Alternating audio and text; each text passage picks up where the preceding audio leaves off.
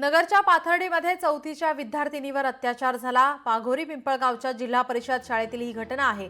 शाळेतील शिक्षकानेच मुलीवर अत्याचार केल्याचा आरोप होतोय।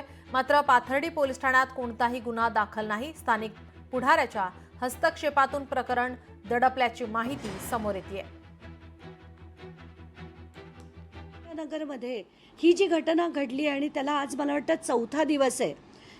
एक 8 ते 9 वर्षाची ती छोटीशी मुलगी आहे, तिच्यावर जबरदस्ती केली तिच्या शाळेच्या शिक्षकांनी आणि तिथले सरपंच आणि तिथले पुढारी मिळून हे सगळं दाबण्याचा प्रयत्न करतायत। तिच्या वडिलांना धमकवण्यात आलंय की तुम्हाला इथे जर कामधंदा करायचा असेल तर तुम्ही हे गप्प बसा, त्याच्यावर कुठलीही कारवाई करू नका। माझी तर सरळ सरळ मागणी आहे, ते जे पुढारी असतील, ते जे सरपंच असतील, ज्यांनी कारवाई होऊ दिली नाही अशा सगळ्या लोकांवर पॉक्सो अंतर्गत त्यांच्यावर कारवाई झाली पाहिजे आणि कडक कारवाई झाली पाहिजे। महाराष्ट्राचं राजकारण आता इतक्या खालच्या स्तराला जाऊ देणं मला तरी पाहवत नाही। नक्कीच लढायचं याच्यावर। लोकशाही मराठी ऐका, पहा, जागरूक रहा।